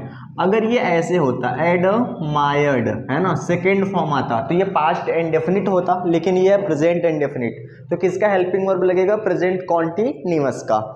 तो यहाँ पे फाइटर्स ढेर सारे लोग हैं, तो क्या लग जाएगा, इज एम, आर में से are, the freedom fighters are, है ना। अब देखो मैंने कहा ना इसके बाद क्या आएगा, मेन वर्ब आएगा, लेकिन मेन वर्ब से पहले क्या है, ऑलवेज है, तो मेन वर्ब से पहले ऑलवेज लिखना पड़ेगा, ऑलवेज एडमायर्ड, है ना, थर्ड फॉर्म। सेकेंड और थर्ड सेम होता है, एडमायर्ड बाई, है ना, पीपल, बाई क्या हो जाएगा, बाई पीपल हो जाएगा, है ना, ये हो जाएगा सही। चलिए तीसरा करते हैं, डॉक्टर राजना टीचस अस साइंस, है ना, इसमें दो ऑब्जेक्ट हैं, ये है मेन वर्ब, एक ऑब्जेक्ट ये है, एक ये ऑब्जेक्ट ये है ना, इसको कहते हैं इनडायरेक्ट ऑब्जेक्ट, और ये क्या है, डायरेक्ट ऑब्जेक्ट, है ना, मतलब कि अस सजीव है। जैसे कि डॉक्टर राजना हमें साइंस पढ़ाते हैं, तो क्या पढ़ाते हैं, साइंस, किसे पढ़ाते हैं, हमें, दो ऑब्जेक्ट है। तो आप कोशिश करो कि सजीव वाले को इधर लेके आओ ना, तो अस अगर इधर आएगा तो क्या हो जाएगा, वी, ठीक है। कौन सा टेंस है, यस या यस लगा है तो प्रेजेंट इंडेफिनिट, चेंज किस में होगा, प्रेजेंट कॉन्टिन्यूअस में, वी आर, है ना। फिर टीच का third form taught, we are taught. अब देखो सब्जेक्ट हो गया, हेल्पिंग वर्ब हो गया, क्या हो गया, मेन वर्ब।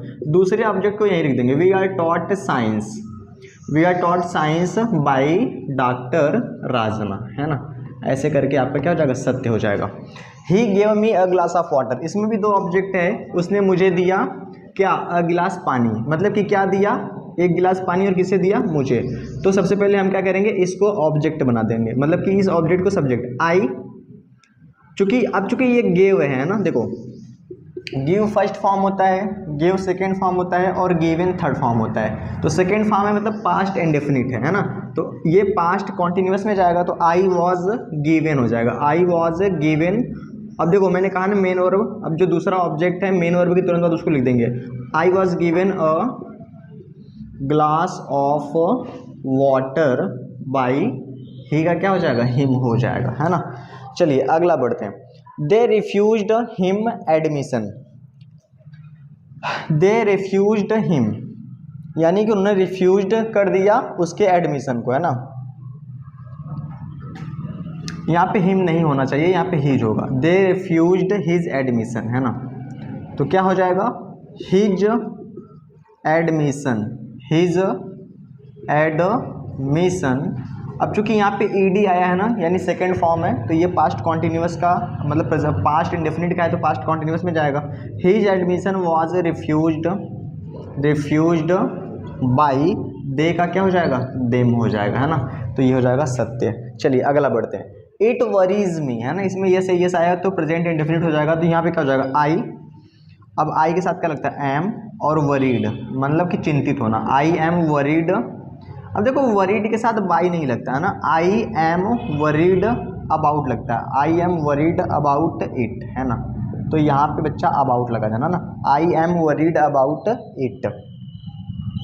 चलिए इसको करते हैं, डिड यू हेल्प मी, इसका हमें पैसिव वॉइस बनाना है। देखो अगर एक्टिव वॉइस में हेल्पिंग वर्ब से स्टार्ट है तो पैसिव वॉइस में भी हेल्पिंग वर्ब से स्टार्ट होगा।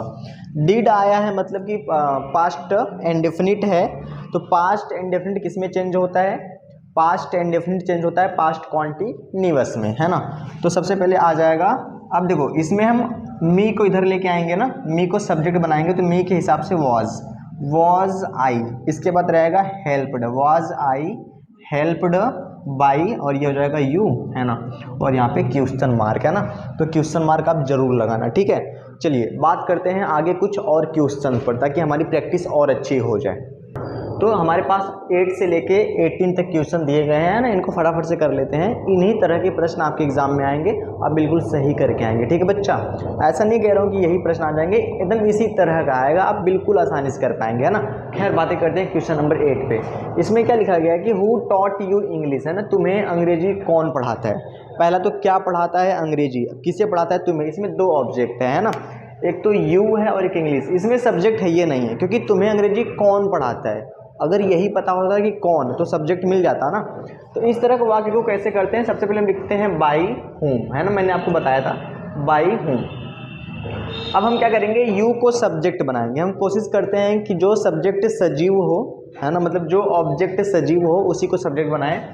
अगर यू को यहाँ पे ले आएंगे तो ये टॉट क्या है, पास्ट इंडेफिनिट है, क्योंकि सेकंड फॉर्म आया है, तो इसके हिसाब से यहाँ पे क्या लगाएंगे, वेयर, है ना। तो ये हो गया WH फैमिली, WH फैमिली के बाद आता है हेल्पिंग, और अब आएगा सब्जेक्ट, तो यू को हमने सब्जेक्ट बना दिया ना। बाई हुम, वेयर यू, इसके बाद आएगा मेन वर्ब, है ना, इसका थर्ड फॉर्म टॉट होता है, और फिर इंग्लिश, है ना, और ये हो जाएगा बिल्कुल सही। लास्ट में क्वेश्चन मार्क जरूर लगाएंगे। Who wrote the application, same वैसा ही हो जाएगा, बाई हुम, है ना, बाई हुम, उसके बाद क्या हो जाएगा, क्योंकि ये राइट रोड सेकेंड फॉर्म है ना, तो बाई, अब इसके क्या है, द एप्लीकेशन को हम लोग सब्जेक्ट बनाएंगे, तो उसके हिसाब से क्या लगाएंगे, वॉज, है ना, by home was the application, और रोड का थर्ड फॉर्म क्या हो जाएगा, रिटेन हो जाएगा, है ना। थोड़ी सी आप मेरी हैंड राइटिंग समझ लेंगे, है ना। चलिए आगे बढ़ते हैं। Who teach see you English, है ना, तुम्हें अंग्रेजी कौन पढ़ाता है। यहाँ पे देखो टीच यानी कि क्या है, प्रेजेंट इंडेफिनिट है ना, तो हम क्या लिखेंगे, सबसे पहले बाई होम। अब इसको सब्जेक्ट बनाएंगे तो यहाँ पे क्या लगा देंगे, आर, क्योंकि प्रेजेंट इंडेफिनिट है, प्रेजेंट कॉन्टिन्यूअस आर, है ना, यू, तो by whom are you taught, है ना, और फिर हमारे पास इंग्लिश बचा हुआ है ना? ऐसे। चलिए अब आगे के जो प्रश्न है ना बच्चे, आगे के जो प्रश्न है वो हैं, है ना, इम्परेटिव सेंटेंस के, है ना। देखते हैं इसको कैसे करते हैं। Do this work at once, है ना, मतलब कि इस काम को तुरंत करो। इसमें क्या है, ऑर्डर दिया जा रहा है ना। इम्परेटिव सेंटेंस की क्या पहचान की है, मेन वर्ब से स्टार्ट होता है, तो इस तरह के वाक्य को करने के लिए मैंने क्या बताया था, ये है मेन वर्ब की फर्स्ट फॉर्म, और ये क्या है, ऑब्जेक्ट है, और ये क्या है, अदर वर्ड है। तो हम सबसे पहले क्या लिखते थे, लेट, है ना, और इस पर लिखेंगे लेट दिस वर्क बी लगाते थे, है ना, लेट दिस वर्क फिर बी, और इसका थर्ड फॉर्म डन, है ना, और फिर लास्ट में क्या लिख देंगे, एट वंस, है ना, एट वंस। ये हो जाएगा बिल्कुल सही। इसको एक तरीके से और कर सकते हैं, आप चाहे तो ऐसे लगा सकते हो, यू आर ऑर्डर्ड टू, है ना, बस सेम जोड़ दो, है ना, do this work at once, है ना। तो मैं तो चाहूँगा कि आप ऐसे करें, लेकिन अगर आपको ऐसे नहीं आ रहा है तो फिर आप ऐसे करें, you are ordered to do this work at once. बात करते हैं ये वाला, bring a glass of water, ये क्या है, मेन वर्ब की फर्स्ट फॉर्म है, ये ऑब्जेक्ट है, अ ग्लास ऑफ वाटर, तो क्या लिखेंगे कि let a glass of water, let a glass of water, फिर बी लगाएंगे, और इसका थर्ड फॉर्म ब्रॉट, है ना, BROUGHT, है ना, मतलब कि एक गिलास पानी लाया जाए, है ना। Please keep to the left, मतलब कृपया अपने बाईं तरफ से रहें, है ना। जब भी प्लीज वाला आता है ना, आप इसको कुछ मत करो, बस आप लिखो you are requested to, you are requested to, please को हटा के वहाँ पे क्या लिख दो, यू आर रिक्वेस्टेड टू, बाकी सेम सेंटेंस, है ना। ये तो सबसे आसान हो गया, कीप टू द लेफ्ट, है ना, कीप टू द लेफ्ट। आगे बढ़ते हैं, हेल्प हिम, उसकी सहायता करो, है ना। तो अब देखो, जब हम कह रहे हैं कि उसकी सहायता करो तो कहीं ना कहीं हम रिक्वेस्ट कर रहे हैं, नहीं प्रार्थना कर रहे हैं। तो हम यहाँ पे क्या लिख सकते हैं, यहाँ पे एडवाइस भी लिख सकते हैं, लेकिन हम ज़्यादा करके हम कह रहे हैं कि उसकी सहायता करो, है ना। इसका मतलब ये है कि हम प्रार्थना कर रहे हैं, है ना, ठीक है, एडवाइस नहीं, हम प्रार्थना कर रहे हैं। तो हम क्या लिखेंगे, हेल्प हिम, तो यू आर एडवाइज्ड, है ना, you are advised to help, you are advised to help him. ठीक है बच्चा, है ना। चलिए आगे बढ़ते हैं। कोई सोच रहा होगा कि सर आपने हेल्प को हेल्प्ड क्यों नहीं करा, है ना, क्योंकि पैसिव वॉइस में थर्ड फॉर्म लगता है। तो बच्चा देखो, यहाँ पे थर्ड फॉर्म लिख चुके हैं ना, तो यहाँ पे लिखने की ज़रूरत नहीं है ना, ये टू है, ये इन्फिनेटिव बन गया। प्लीज़, प्लीज़ वाला जब भी आएगा तो आप क्या लिखोगे, you are requested, you are requested, है ना, to put the book on the table. ये बात सेम उठा के यहाँ पे लिख देना, put the book on the table. आगे बढ़ते हैं, Rita can not do this work, तो क्या हो जाएगा इसका, रीता कैन नॉट, देखो ये कैन वाला आया है ना, मॉडल वर्ब वाला। जब भी मॉडल वर्ब वाला आता है तो मैंने आपको क्या बताया है कि जब भी आप मॉडल वर्ब का पैसिव वॉइस बनाएं तो उसके साथ क्या लगा देना है, बी। जैसे कैन है तो कैन बी हो जाएगा, मे है तो मे बी हो जाएगा। समझ में आया कि नहीं आया, ऐसे करके। चलिए तो कैसे करेंगे, है ना। तो सबसे पहले लाएंगे इधर को, दिस वर्क, ये हो जाएगा दिस वर्क, दिस वर्क हो जाएगा। इसके बाद हेल्पिंग वर्ब क्या लगेगा, कैन, फिर इसके बीच में not, be, this work can not be done by Rita, ऐसे, है ना, क्योंकि कैन और बी के बीच में नॉट रहेगा, है ना। चलिए ओपन द विंडो, है ना, क्या हो जाएगा, let the window be opened, है ना, ऐसे करके हो जाएगा। Do not insult the poor, है ना, यानी कि गरीबों का मजाक मत उड़ाओ। तो इसको ऐसे भी कर सकते हैं कि यू आर एडवाइज, ठीक है, you are advised not to, ऐसे देखो ध्यान से कैसे, ऐसे you are advised not to, है ना, नॉट टू लगाएंगे, है ना, इंसल्ट, इंसल्ट द पुअर। या तो ऐसे कर सकते हैं या ऐसे कर सकते हैं, है ना, कि हम लोग क्या लिख सकते हैं, let, let the poor, let the poor, है ना, let the poor not be insulted, insulted, है ना। ये सब मैं आपको सिखा चुका हूँ, ठीक है, द इंड, है ना, ठीक है, इससे कठिन नहीं हो सकता, है ना, सारे के सारे इंपॉर्टेंट मैंने आपको करा दिए, ठीक है बच्चा। तो इससे कठिन नहीं हो सकता, है ना। ये था आपका वॉइस खत्म, है ना। अब छोटी सी, एक बहुत छोटी सी चीज़ पढ़ लेते हैं, पंक्चुएशन, सिर्फ 2-3 एग्जाम्पल पढ़ेंगे, ऑटोमेटिक क्लियर हो जाएगा ना। तो यहाँ से आपके 6 नंबर क्लियर हो जाएंगे, ठीक है बच्चा। देखो मैं एकदम, ठीक है, रात से लगा हुआ हूँ, ठीक है, पहले तो मैंने क्वेश्चन तैयार करे, है ना, फिर एक सुबह से लगातार वीडियो बना रहा हूँ, है ना, और वीडियो बनाने में काफ़ी समय लगता है, तो थोड़ी सी आप भी मेहनत करके, है ना, थोड़ी इसको देख लो, है ना। बात करते हैं पंक्चुएशन पे, ओके जी, ओके। ये अंतिम टॉपिक पे बात करते हैं ना, पंक्चुएशन। पंक्चुएशन का मतलब होता है विराम चिन्ह, है ना, मतलब कि आपके पास एक ऐसा सेंटेंस रहेगा, एक ऐसा वाक्य रहेगा जिसमें कई ऐसे शब्द होंगे, है ना, जो किसी का नाम होगा और वे छोटे अक्षर में लिखे होंगे, या कहीं पर कॉमा नहीं लगा होगा, फुल स्टॉप नहीं लगा होगा, अगर क्वेश्चन वाला सेंटेंस है तो क्वेश्चन मार्क नहीं लगा होगा, है ना। तो जहाँ जहाँ पे आवश्यकता है वहीं वहीं हमें क्या करना पड़ेगा, यानी उन चिन्हों को लगाना पड़ेगा, उसी को कहते हैं पंक्चुएशन, है ना। और ख़ास करके इसके जो क्वेश्चन होते हैं ना, वो डायरेक्ट नरेशन के होते हैं, यानी कि डायरेक्ट नरेशन की शक्ल वाले होते हैं। तो ध्यान देना है ना, अगर किसी भी इंसान का नाम हो, किसी जगह का नाम हो, तो उसका जो पहला लेटर होगा वो कैपिटल होगा। कभी भी आई चाहे पहले हो चाहे बीच में हो, उसका जो पहला यानी कि जो आई है वो हमेशा कैपिटल में लिखा जाता है। किसी का नाम हो चाहे बीच में हो चाहे पहले, हमेशा कैपिटल में से लिखा जाता है, ठीक है ना।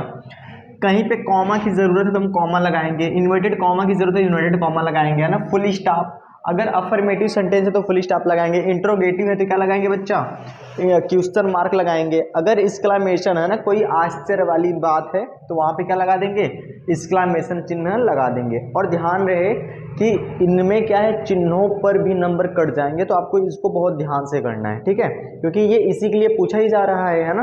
अगर आप फुल स्टॉप भी नहीं लगाएंगे तब भी नंबर कट सकते हैं ना, तो ध्यान से।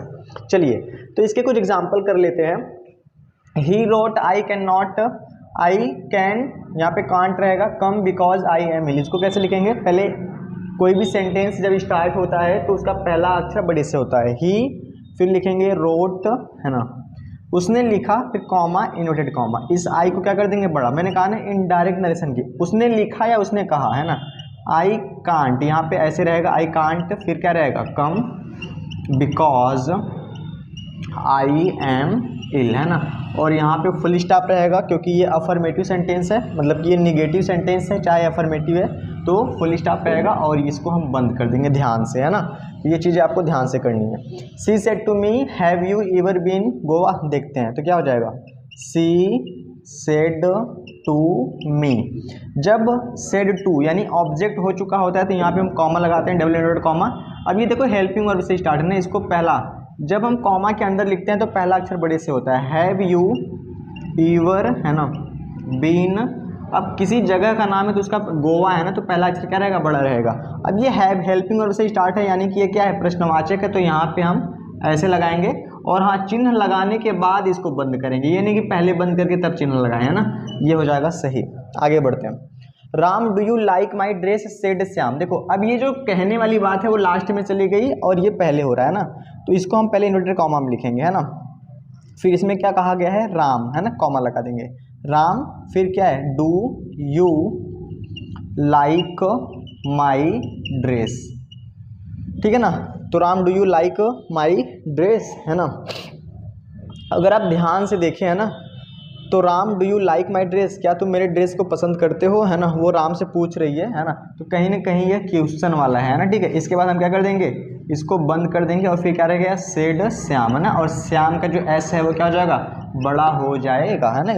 इसमें क्या लिखा गया, the teacher said to the boys, है ना, तो क्या लिखेंगे the teacher said to the boys, comma inverted comma, है ना।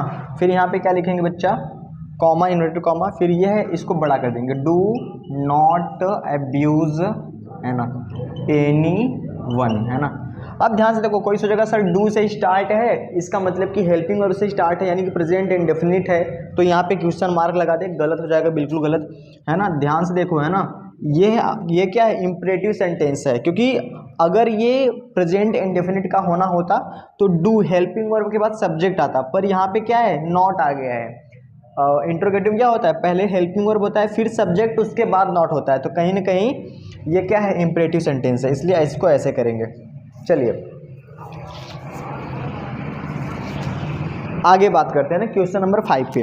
Are you coming to school with your brother said. अब देखो ये लास्ट में आया है ना, तो इसको पहले इन्वर्टेड कॉमा में लिखेंगे और आर बड़ा से कर देंगे यू, जब भी सेंटेंस की शुरुआत हो तो बड़ा से, है ना, coming to school with your brother, है ना, ठीक है। अब ध्यान से देखो यहाँ पे हेल्पिंग वर्ब से स्टार्ट है ना, तो यहाँ पे हम क्या लगा देंगे क्वेश्चन मार्क, इसको बंद कर देंगे और लिख देंगे सेड महेश का एम कर देंगे बड़ा महेश, है ना, क्योंकि नाम है किसी का, ठीक है, फुल स्टॉप, ये कंप्लीट है ना। बात करते हैं क्वेश्चन नंबर 6। राधा का आर क्या हो जाएगा बड़ा हो जाएगा, राधा सेड टू रवि, है ना। बस इसमें यही comma inverted comma full stop question mark यही लगाना है और कुछ नहीं करना है ना। फिर क्या हो जाएगा हु आर यू, तुम कौन हो, and what do you want, और तुम क्या चाहते हो, है ना। Who are you and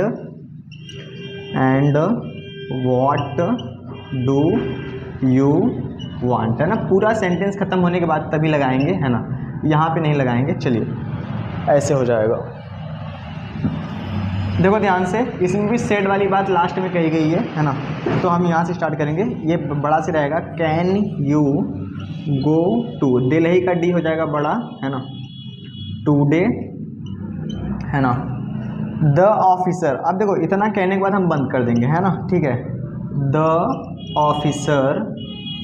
officer said to the clerk.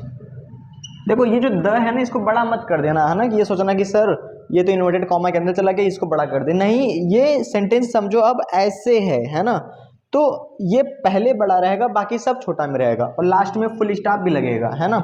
तो ऐसे करके ये कंप्लीट हो जाता है ना, तो आपका ये जो है पंक्चुएशन भी क्या हो जाता है द एंड यानी कि ख़त्म हो जाता है ना।